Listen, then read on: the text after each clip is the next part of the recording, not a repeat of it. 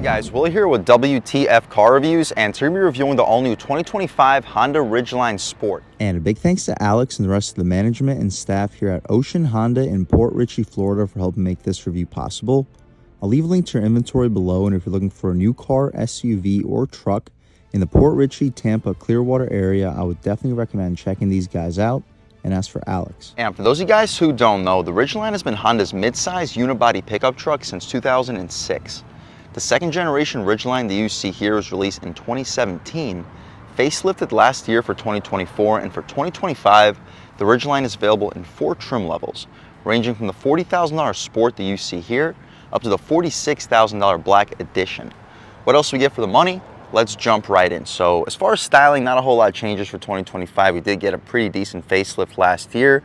We had projector LED headlamps, halogen high beam, halogen turn signal, black contrasted grille, large Honda badge housing our advanced safety features, and a red contrasted Sport logo in the lower right part of the grille. Although this is a base trim level for the Ridgeline, it is really well loaded. We have functional airflow in each corner, large radiator for the 3.5 liter V6, black contrast above the grille, and a nice daytime running light outside of the LED projector. The wheel and tire setup, although this is a base Sport, we get some pretty aggressive gunmetal gray Y-spoke 18-inch rims wrapped in Firestone Destination all-terrain tires. They're pretty streetable highway all-terrain, so it's not going to be a big killer when it comes to fuel economy, but as you see, we still get the sidewall tread helping you out a little bit if you do go off-road.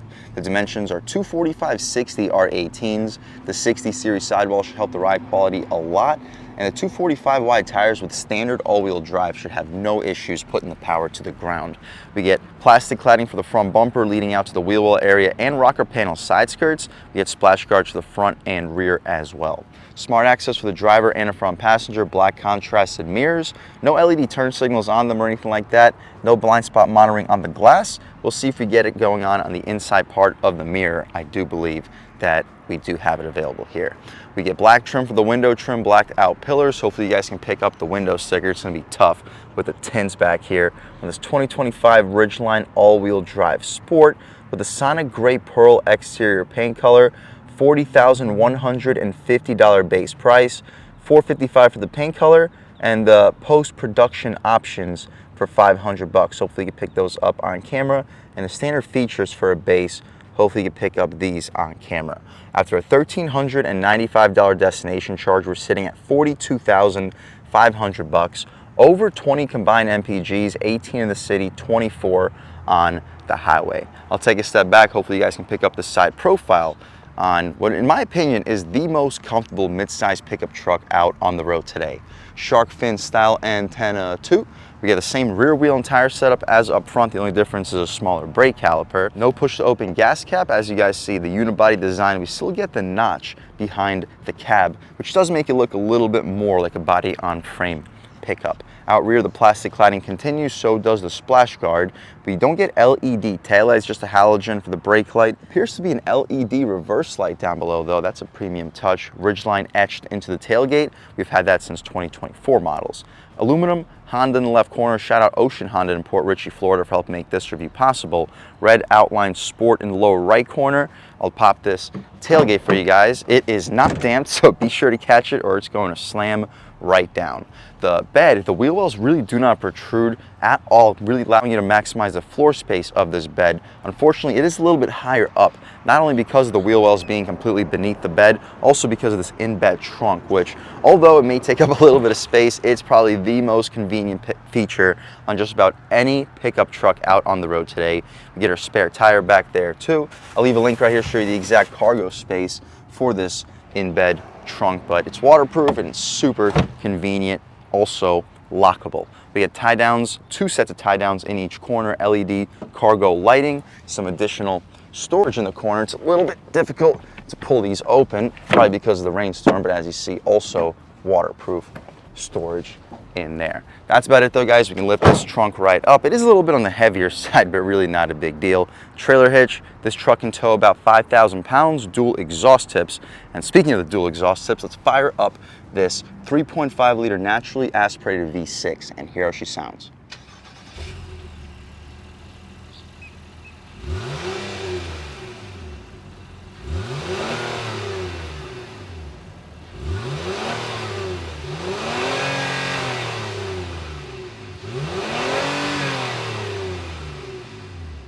All right, guys, that was the sound of the 3.5-liter V6 sold by Honda for the 2025 Ridgeline. And it sounds okay, cranking out 280 horsepower, 262 pound-feet of torque, made it to a 9-speed automatic transmission, sending the power to all 4 wheels. You can expect 0 to 60 in the low 6-second range, making it a no-joke performer, about 5,000 pounds of towing, and still averaging over 20 miles per gallon. But what you see is basically what we get. We can shut this hood right down, take a step back, walk around this 2025 Honda Ridgeline base model Sport, and let's see what we get as far as the interior for a base model that starts around the $40,000 price point. Up top, we get soft touch materials. We'll set the lights back to auto so the truck's not yelling at me. Blind spot monitoring on the inside part of the mirror, soft touch in the center, and a gushy soft armrest. Auto one touch up front, power windows out rear, plastic door handle, gas cap release, and a ton of storage space. You'll fit a foot-long 24-ounce water bottle and another foot-long down below, maybe a 14, 16-inch sub. We get a Ridgeline nameplate as we step inside. The seats are cloth, not super well bolstered, but they're soft and comfortable. They're not electrically adjusted either. You can recline, drop, lift, and slide the seats all with latches. Taking a step inside, we can really check it out. So foot on the brake, engine start stop, and everything fires right to life. So outside of the cloth and non-power seats, there is really nothing inside of this Ridgeline that you wouldn't get on the higher trims. With the leather wrap steering wheel, no 10 and 2, but the 9 and 3 feels solid. Horn area is rubberized. The horn itself, really loud and aggressive. People should be definitely getting out of your way. We'll do a window check. We do not get dual pane windows, but it's a thick single pane of glass. 3 spokes down below. Volume and skip controls, home, voice commands, and our adjustments for the left side infotainment screen. Now we're looking at trip computer. Press the home button, speed and time, audio, phone, nav, all-wheel drive torque distribution, maintenance, tire pressure, no content. But my personal favorite to leave it at all times would be the all-wheel drive torque distribution. On the right side, our speedometer goes to 140 miles an hour. The right side of the steering wheel, radar cruise control, lane keep assist, and our adjustments for it. The paddle shifters controlling our 9-speed auto headlamps, fog lights, no auto rain sensing wipers, but wouldn't be expected for the base. You get a tilt and telescoping steering column, econ mode, 4-way adjustable mirrors, lane departure warning. We get traction control you can disable the forward collision alert, and our box cargo lighting. Hopefully you get a good look at the pedals, parking brake. The dashboard is all soft touch material with stitching, additional tweeter speakers. So although this is a base sound system, it does sound surprisingly good nevertheless. You get the 9-inch infotainment screen, no navigation standard on the base Sport, but we still get Apple CarPlay and Android Auto, so you can mirror your phone to the infotainment screen. Very good overall resolution and a nice, crisp, responding display. My personal favorite screen would just be this home screen. Since we don't have a map, nope, that's not my favorite. We're just going to leave it right there. Red outline engine start stop button. The materials for the front part of the dashboard are also soft touch. Hazards, dual zone front climate control with adjustments for the rear climate. So a 3rd zone climate on a base $40,000 base priced Sport. Impressive with the rear settings right down beneath. A little bit of storage. You'll fit 2 or 3 phones in there. USB A and C port, 12-volt wireless phone charging pad. Also an appreciated touch on a base Sport. The gear selector control and the 9-speed automatic transmission, backup camera, decent resolution, guidance lines, and trajectory with 3 different views, wider view, and an over-the-top trailer hitch view. Throwing right back into park, we'll return right back to our previous screen, drive and sport mode. We get our trail terrain mode, normal, snow, mud, and sand. We'll leave it in normal for this review. And turn off our auto engine start stop. You'll fit 24, maybe 32-ounce bottles in these cup holder areas. Hard plastic for your knee will often hit. Gushy soft leather armrest with white contrast stitching. The storage space, we got this plastic in here, but it is large. You're fitting a 6-pack, maybe 8 1-liter bottles of soda in here. We also get coin slots as well. If I call that the glove box, I apologize, center console. But the glove box is not damped or lined felt. You'll fit 20 license plates, easily fit a pair of shoes, maybe 2. We do not get a frameless or auto dimming rear view mirror, but you pull this flappy thing to dim it. Interior lights are not LED. Sunglass holder. We don't get a hooligan monitor mirror like we would in the Passport. Rollover warning, no moonroof or anything like that. That's about it for the front seat of this 2025 Honda Ridgeline Sport. Let's hop out back, see how much space is offered back there.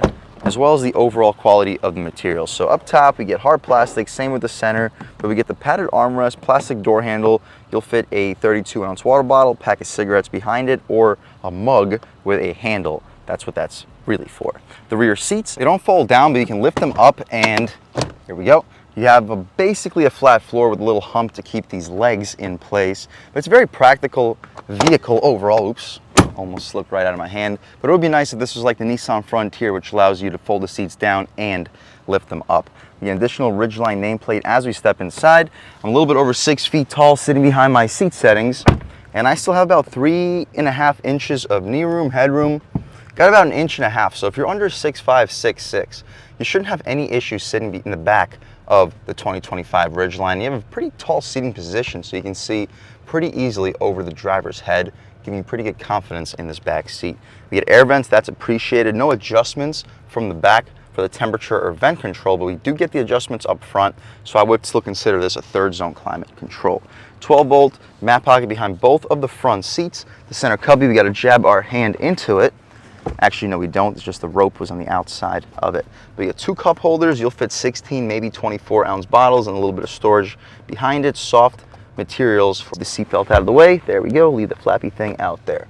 The interior lights are not even turned on. We'll try to turn them on from the front seat. There we go.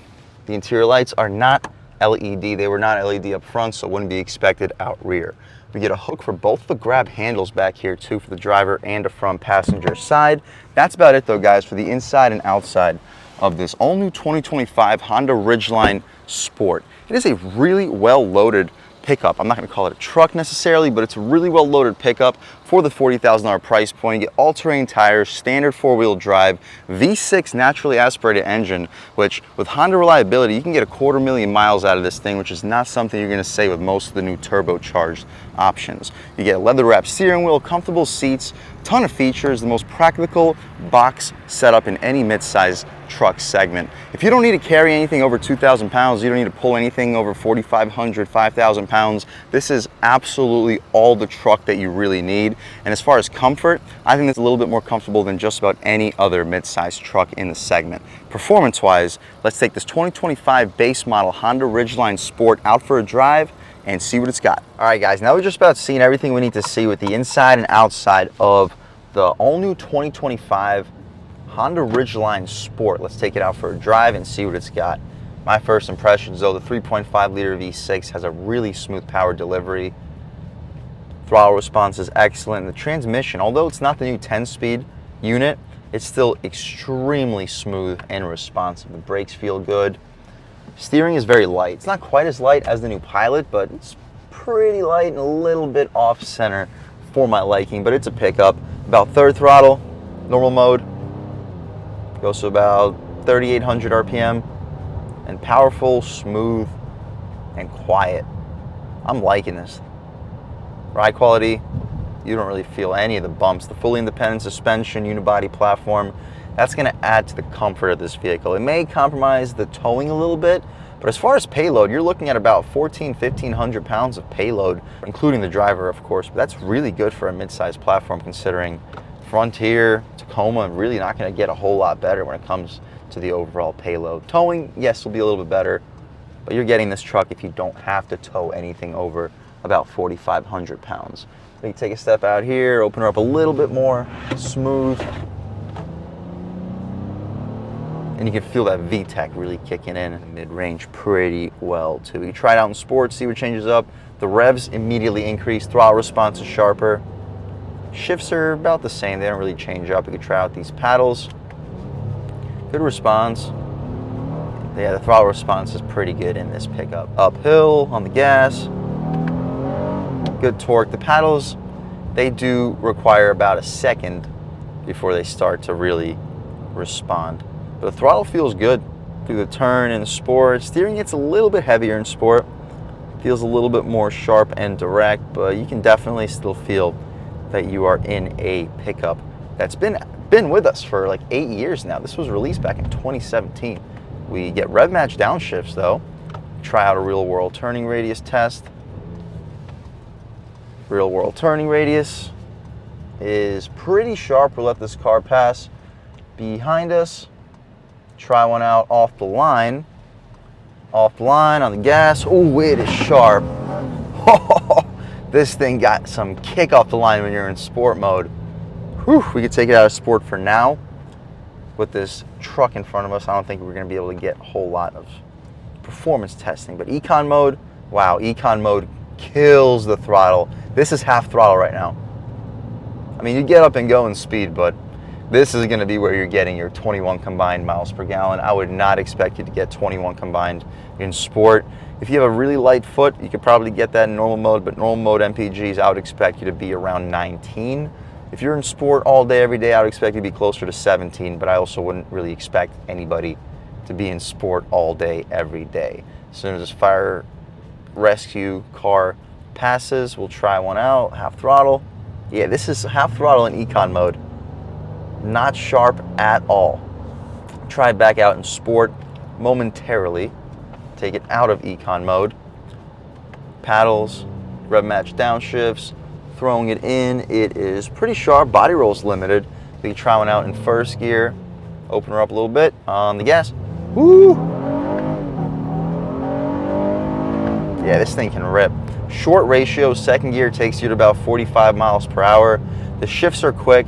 It feels snappy. I could see 0 to 60 in the low 6-second range. If you launch the crap out of it, you might possibly see this cross underneath the 6-second range at like 5.99. It's a quick pickup, weighing in over 4,200 pounds. With the base model, saving you a couple hundred pounds in weight compared to the Black Edition and compared to the Trail Sport, which have been the trims that I've been reviewing on this channel. I think this is the first time I'm reviewing a Sport here, and it actually does feel a little bit quicker. We can open her up a little bit more onto this multiple lane road as soon as we get the chance. Looks like we have the chance on the gas. Ooh, second gear. This thing got some get up and go, and just cruising along. It's really quiet in here. Without the dual pane windows, we still don't really hear any wind noise. Even with these all-terrain tires, I don't hear any road noise. Doesn't really take any throttle to keep this thing moving at highway speeds. Steering, yes, it doesn't feel directly on center anymore once you cross around 35, 40 miles per hour, and I'm sure that gets more noticeable when you cross 60, 70 miles per hour. But it's still a pretty sharp steering rack. Compared to any other mid-sized truck in the segment, this isn't any worse. It just also really isn't a whole lot better. We can try out a real-world turning radius test. Brakes feel good. Real-world turning radius is sharp. On the gas, whoo! It's a strong V6. You look down and you are moving. You will definitely not be feeling like this power plant is underpowered by any means. Overall, guys, if you're looking for a comfortable, practical vehicle, you know that you can probably use a pickup, but you just don't like the idea of driving a big clunky vehicle around every day. This is genuinely just as comfortable as a Honda Pilot, Honda Passport, and it's genuinely just as practical as a Nissan Frontier, Toyota Tacoma, Ford Ranger. Those trucks may be able to tow 1,000, 1,500 pounds more, but this can carry just as much, if not more, than all of those pickups that I just mentioned, while driving no different than any premium SUV out on the road today. If that's what you're looking for, guys, around the $40,000 price point, you're okay with manual cloth seats, because that's the only feature that this truck has that I think may need a slight upgrade for the price point. But if you're okay with manual cloth seats, I would 1000% recommend checking out the 2025 Ridgeline. You can upgrade to the Trail Sports an additional couple $1,000. You can upgrade to the Black Edition. It's about 6,000 extra bucks. And both trims are definitely getting your money's worth when it comes to the upgrade. But this $40,000 base Sport is a lot of vehicle for the money. And a big thanks to Alex and the rest of the management and staff here at Ocean Honda in Port Richey, Florida for helping make this review possible. I'll leave a link to their inventory below, and if you're looking for a new car, SUV, or truck in the Port Richey, Tampa, Clearwater area, I would definitely recommend checking these guys out. And as for Alex, and a huge thanks to all you guys for watching. I had a great time making this video. If you're new to the channel, please subscribe. If you've already subscribed, thank you so much. You guys know the channel is just not possible without you, and I really appreciate the constant support. But again, if you haven't subscribed yet, please subscribe. Leave a like too, it really helps me out, the YouTube algorithm. That's how these videos get promoted to new people. Leave a comment, let me know what you like, let me know what you don't like. Leave a comment, let me know if there's any specific cars, SUVs, or trucks you want to see reviewed on this channel, and I'll definitely try getting those videos for you ASAP. But other than that, again, thank you guys so much for watching, and I hope all of you have a great day.